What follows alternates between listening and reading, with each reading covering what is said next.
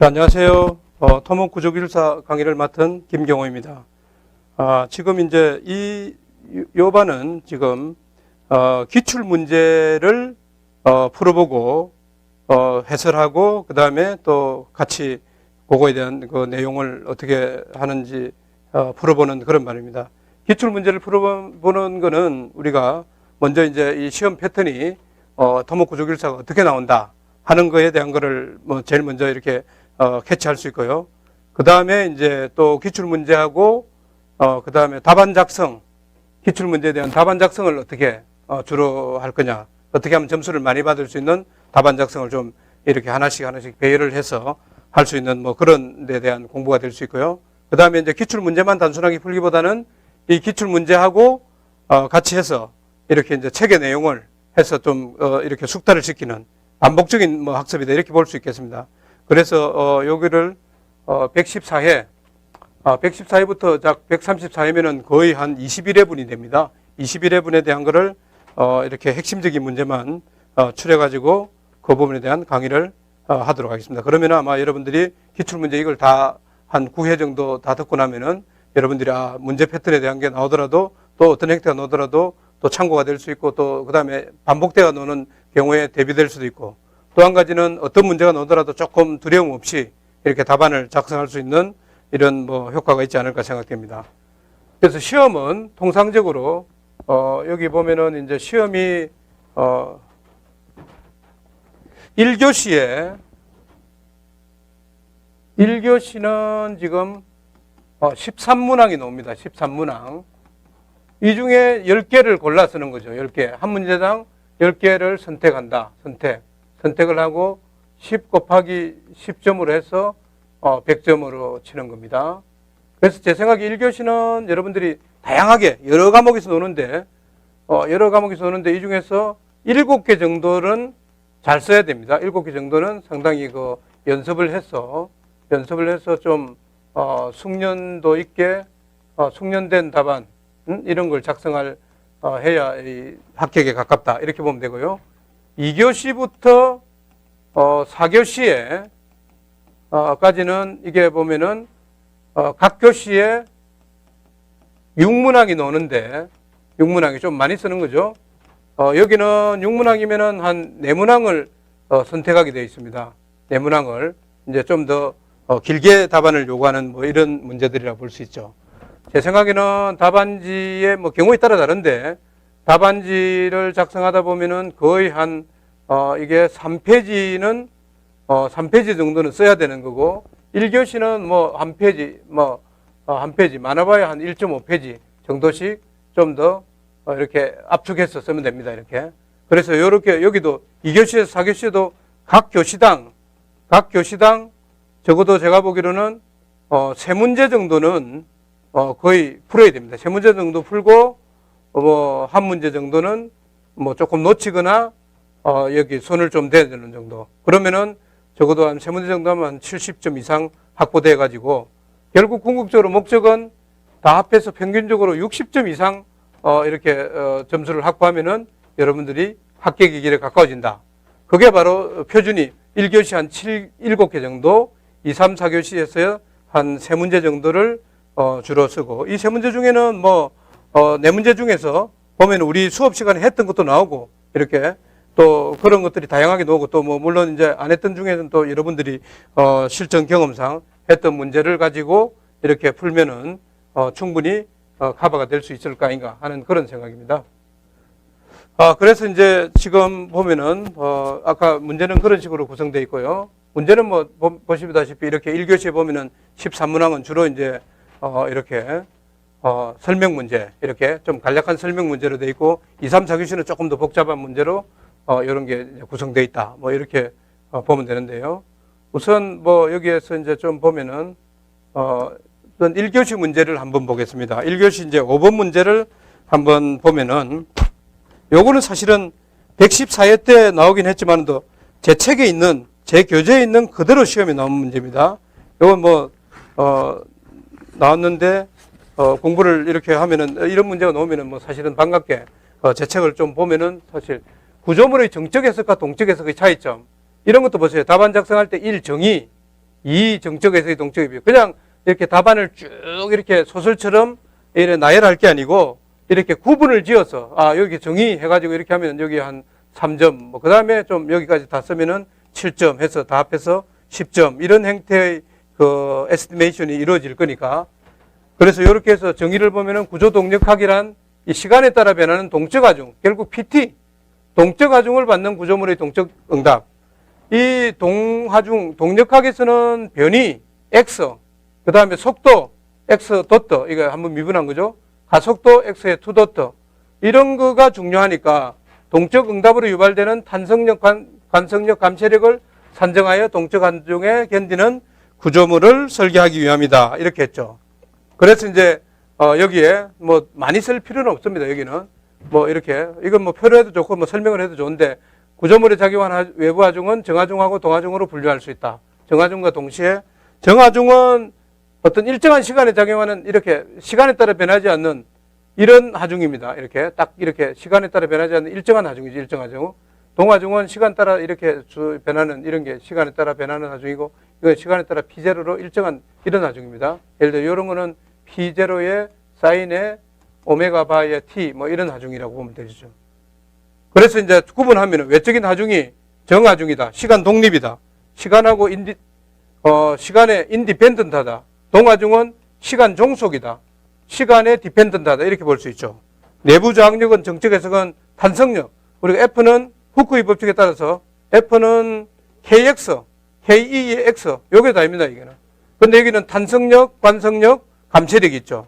즉 다시 말해서 이거는 여기에 보면은 탄성력이란 거는 바로 요 변이에 대한 텀이고 관성력은 가속도에 대한 텀이고 감체력은 감체, C에 대한 속도 텀이죠. 그래서 방정식이 mx 2 도트 플러스 c의 x의 도트 플러스 k의 x는 바로 pt다. 이런 식이 되는 게 바로 동적 해석입니다. 힘의 평행관계에서 여기 잘 나타냈죠. 이 관성력은 바로 이 무게에 따라서 나타나는 힘이다. 이렇게 보면 되고요. 그 다음에 감체력은 F의 CX 여기에 감체력 여기 댐핑. 그 다음에 K는 바로 여기에 돼 있고. 그 다음에 가장 대표적인 특징이 동적 정폭 계수가 여기는 없습니다. FA는 KX니까 여기는 다이나믹 앰플리피케이션 벡터 해가지고 동적 정폭 계수가 맥시멈 X의 스태틱 분의 맥시멈 X의 다이나믹. 요게 이제 사실은 미분 방식을 풀면은 결론적으로는 미분 방식을 풀고 삼각함수를 합성하면은 1 마이너스 베타의 제곱에 플러스 2 그 사이에 베타의 제곱분의 1 이게 되는 동적 정폭 계수입니다. 그때 물론 베타는 오메가의 m분의 자기 고유 진동수분의 오메가 바 요거는 외적인 정폭 개수죠. 외적인 오메가 가진 뭐 진동수 앵귤라 벨로시티죠. 그래서 이렇게 해가지고 1번, 2번 이렇게 해도 1번, 2번만 해도 충분합니다. 이렇게 1 정의를 하고 2번에 정적 해석과 동적 해석 이런 거는 이제 제 책을 미리 공부를 해가지고 차분하게 보면은 충분히 답변을 할 수 있는 아주 그냥 뭐 이렇게 차분하게 이렇게 표도 만들고 할 수 있는 그래서 책을 보고 반복 학습하는 게 무엇보다도 중요하다. 이렇게 볼 수 있겠습니다. 그 다음 문제를 한 번 더 보면요. 또 이런 것도 한번 봅시다. 1교시 9번에 어찌 보면 간단하게 이렇게 콘크리트 피로 문제 이런 게 하나 나왔네. 콘크리트 피로 문제가. 이게. 자, 콘크리트 피로 문제도 보면은 이게 1교시 9번인데 이런 것도 선택해서 다 풀어야 되겠죠. 이런 거를. 선택해서 뭐 여러분들이 푸는 게 중요합니다. 이렇게 좀 내용을 알고서 이렇게 차분하게 이것도 보세요. 앞에 뭐 일반 하든지 개요 이런 거를 항상 서두에 써주고 부재의 종류에 따른 피로 검토 이렇게 피로의 검토는 실제 어떻게 하느냐. 교량 같은 이런 콘크리트 교량 같은 이 콘크리트 교량이라고 하면 되겠네요. 콘크리트 교량. 교량은 공용기관 중 수백만 회의 반복 하중. 피로 하중은 어떤 하중이 큰 거에 대한 문제가 되는 게 아니고 반복 하중, 레피티션, 반복 하중을 받는 게 중요합니다. 이런 경우에 가지 하중으로 인한 파괴 위험보다는 계속되는 반복 하중으로 인한 구조 재료의 누가 손상으로 인해 급격한 치성 파괴를 보이는 피로 파괴 위험이 유발되므로 이러한 구조물에 대해서 피로에 대한 안전성을 검토해야 된다. 그러면은 보아 슬래브의 피로에 대해서는 휨과 전단, 그 다음에 기둥은 피로에 대해서 검토 뭐 굳이 안 해도 됩니다. 휨 부재는 저봉왕부를 설계해야 반복 인장 응렬을 받는 철근의 피로에 대해서 검토합니다. 가봉왕부를 설계하는 것보다는 저봉왕부는 치성 파괴가 되고 이렇게 해서 훨씬 더 유리한 그런 파괴가 된다. 이렇게 보면 되겠죠. 그 다음에 피로의 검토, FS 맥시멈, SFS 미니멈. 이거는 철근 콘크리트에서는 이거는 데드로드 플러스 라이브로드에 대한 응력이다. 이렇게 보면 되고요. 결국 FS 맥시멈은 우리가 AS에 D-3분의 X에 M 데드로드 플러스 M 라이브로드 이렇게 보면 되고요.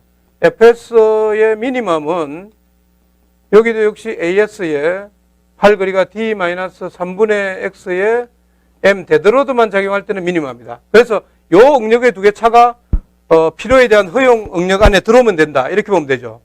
그래서 이제 요 안에 필요에 대한 허용 철근의 응력 범위를 이거는 뭐 설계 기준에 되어 있는 거를 정리를 한 겁니다.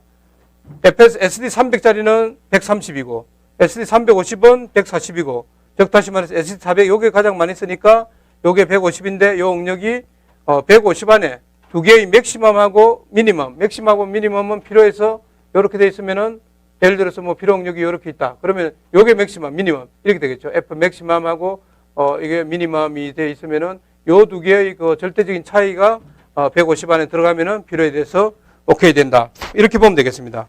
이런 것도 뭐 선택해서 충분히 공부를 하면은 다 풀 수 있다고 봐야 됩니다. 한 10점 정도, 한 9점 아무리 못해도 받을 수 있도록. 이제 25점짜리의 예를 한번 들어보겠습니다. 25점짜리는 한번 보면은 요런 게 내진에서 시험 나왔습니다. 역량 스펙트럼, 커패시티 스펙트럼 메스에 대한 규정 구조물의 내진 성능 평가. 역량 스펙트럼이란 뭐냐? 이걸 Acceleration Displacement Response ADRS라고 그래요. Acceleration Displacement Response Spectrum이라고 하죠. Capacity Spectrum입니다. 교각의 비선형 거동을 특성을 고려한 공급 역량, Capacity Curve하고 그 다음에 소요 역량, Demand Spectrum을 동일한 그래프에 함께 해서 교각의 내진 성능을 시각적으로 평가하는 방법입니다. 즉, 소요 역량 스펙트럼을 어떻게 만드느냐?